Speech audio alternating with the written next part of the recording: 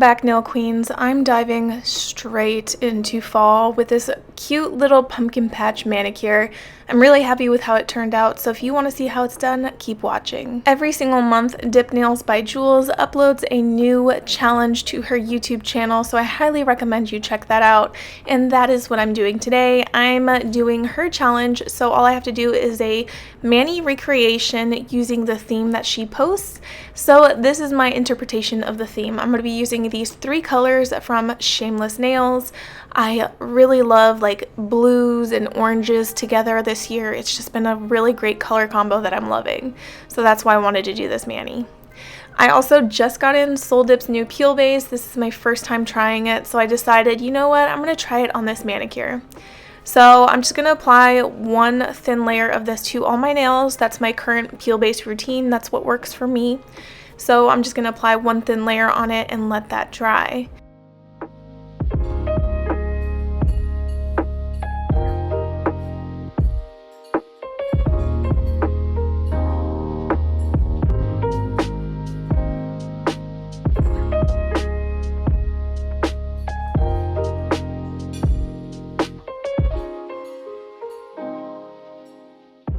So this dried so fast, and I think it's because it's a thin consistency. The peel base is not thick at all. So what I'm going to do is I'm going to dip Amelia, which is the blue, on my pinky. I already started on my thumb. Sorry, I forgot to hit record. So I'm going to do the rest on my pinky, and those are the 2 nails that are going to be blue. So I've mentioned this in previous videos before. Most of the time when I'm doing like multicolored manis, I like my pinky and my thumb to match. I feel like it ties everything in and makes it really cohesive. And the dip liquids I'm using are Triple D today. I know I used Triple Vitamin in my last video. It wasn't my favorite, but I got my Triple D, so I'm going back to those and I'm loving it. So this yellow is going on my index finger. In all honesty, yellow doesn't look that great on me. I've tried to do like full, all of my fingers, half of my fingers with yellow, and it's just not that great. I do get frustrated when I have too much yellow on my fingers. I feel like it doesn't, I just take it all off. And then Toasted Marshmallow is a really cool foil. It has a shimmery like pearlescent base and rose gold foils, so I think those are super duper pretty. So I'm putting that on my ring finger, so I'm just going to lay my finger flat into the foil and then let it like really absorb all of the powder. And then after I'm like doing that, I need to remove foils. So I'm using my tweezers to just remove anything that's hanging over on the edge or didn't cling really well to the powder.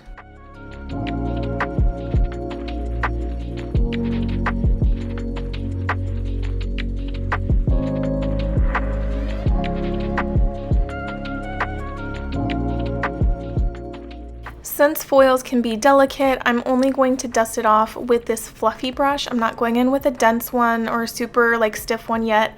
I'll do that in like a couple minutes after this dries. But initially, I do not dust it off with a stiff, hard brush. The other colors are pretty much dry, so I'm going to dust those off to the side because I don't like the dust getting on my camera lens. So that's why I don't usually dust off on camera, like in my screen, because I don't want dust flying all the way into my camera. It just sucks. But while I'm dipping these solids, I am going to take a brief moment to answer this question that was on one of my past videos. I held a little Q&A session.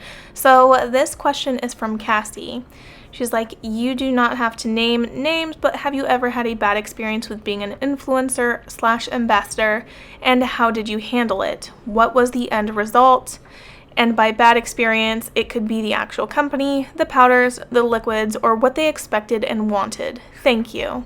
Very good question. So to start off, yeah, I have had bad experiences with companies before. I wouldn't like label it as like the whole experience was bad, but I think every influencer and ambassador has like issues here and there, like maybe they disagreed with something that a company wanted or actions that a company did or how they handled a situation.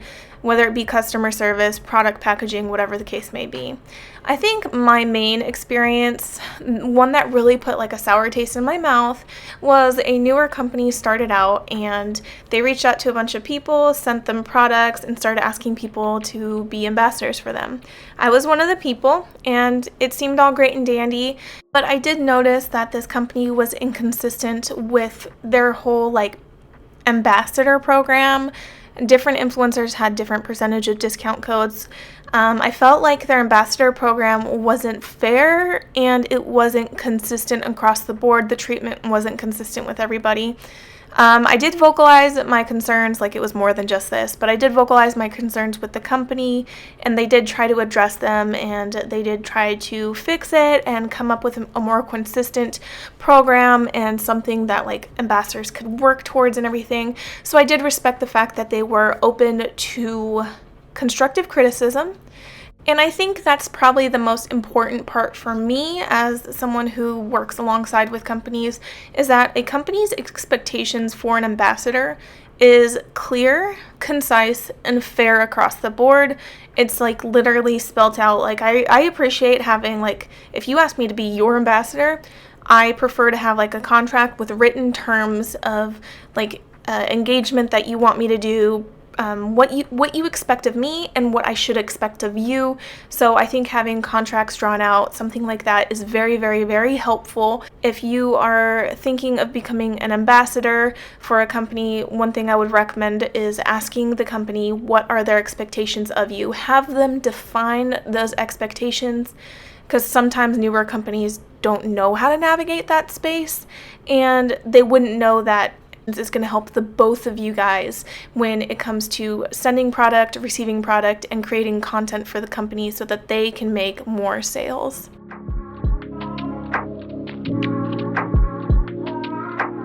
Okay, so I think I'm done with the question, but if you guys have any more questions that you'd like for me to answer in future videos, definitely drop them below. Just let me know Q&A and then ask your question. That way I know it's part of the Q&A and you want me to cover it in another video. If you don't want me to cover it in another video, leave out the Q&A part and just ask your question.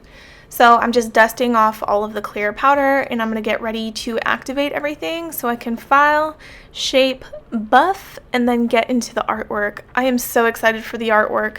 I can't wait for you guys to see that.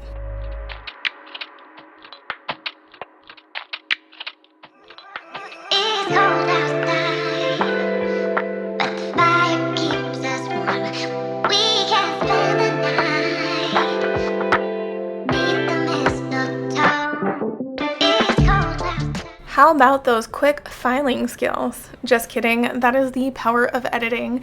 And I love this manicure. I could wear this without nail art, but I'm definitely going to stamp. So I got this stamping plate from Chic very recently. I just love all of the fall quotes and the layerable pumpkins and the full coverage pumpkin design. I really wanted to do that one, but I decided I'm going to do like a little French tip with these 3 pumpkins on the tip of my nail. So I'm using this black stamping polish from Triple D to do the outline, and then I'm going to do reverse stamping. If you don't know what reverse stamping is, it is essentially coloring in a coloring book. So what I'm doing is I use black stamping polish for my outline, and then I use colored stamping polish, or you can use nail polish, to color in inside the lines so that I have a beautiful colored in image on my nails.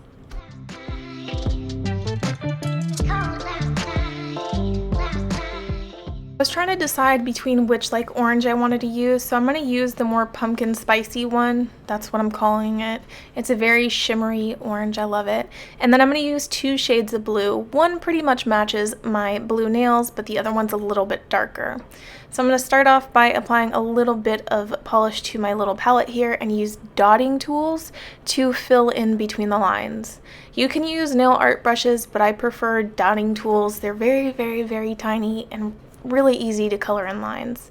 So what I do is I put a generous amount of polish onto the tip of the dotting tool and I glide it within the lines. You want to make sure that the tip of the dotting tool does not dry out, so keep adding polish to the tip of your dotting tool or else you're going to mess up the lines on your stamp. So this is what the first filled in layer looks like. I really love how it looks. So I'm going to go in with the next color. It's going to be the orange spicy color. And I'm going to do that on the big pumpkin. So I'm going to do the blues on the small pumpkins and then the orange on the big pumpkin. So I'm doing the same technique for all of the pumpkins. I'm just filling it in with my dotting tool. And yeah, that's it.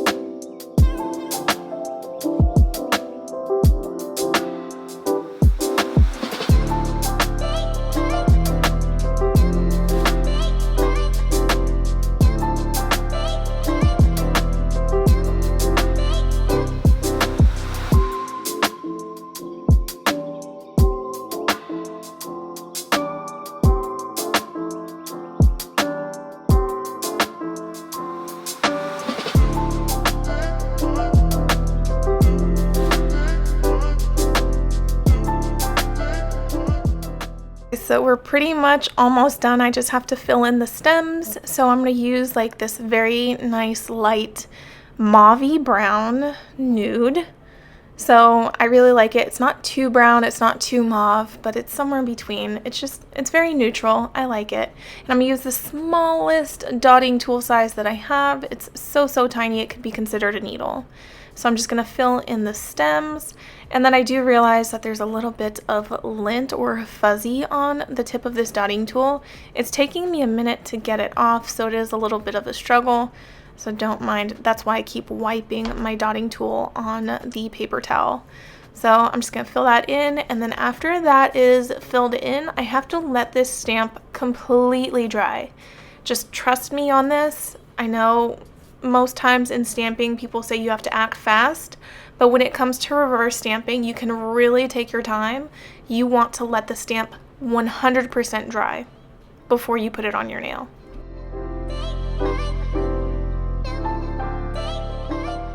While that's drying, it's important for me to put a sticky base on my nail. So Maniology sells a sticky base coat.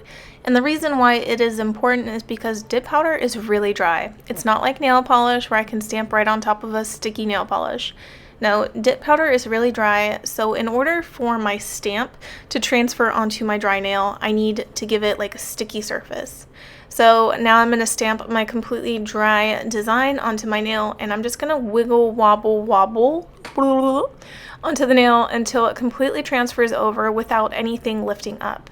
So just be patient with this, take it as slow as you need to, and that is it. I love how it looks. I'm so excited. I am obsessed.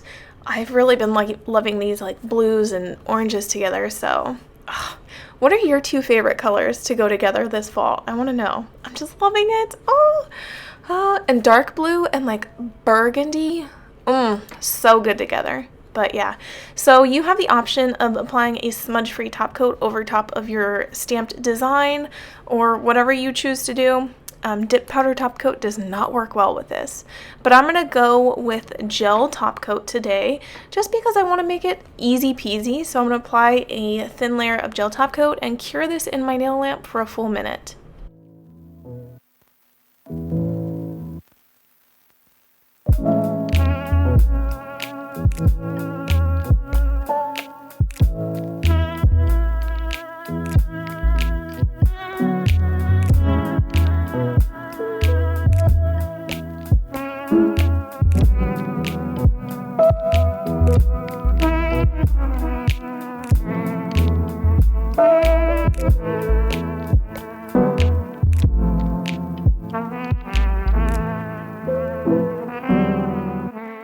I'm really happy with how the stamp design looks, especially glossy.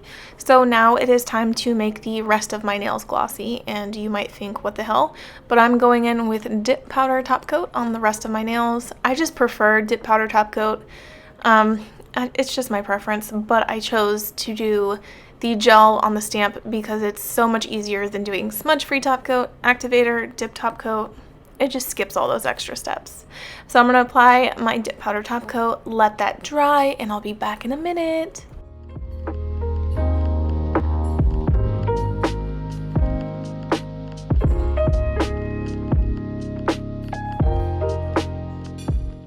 Okay, so this is the final look. Mine is cuticle oil. I'm gonna apply my Candy Skincare cuticle oil. Oh, I'm obsessed. Is it okay to be obsessed with your own manicures? Because that's how I'm feeling right now. I really like how simple this design was, how easy it was to do. You just have to be a little bit patient with the stamping, the reverse stamping, and letting your stamp completely dry. So thank you guys so much for hanging out. If you like this video, be sure to give it a thumbs up and subscribe, and leave any comments below letting me know what you think about this mani. Alright, see you guys in the next one. Bye!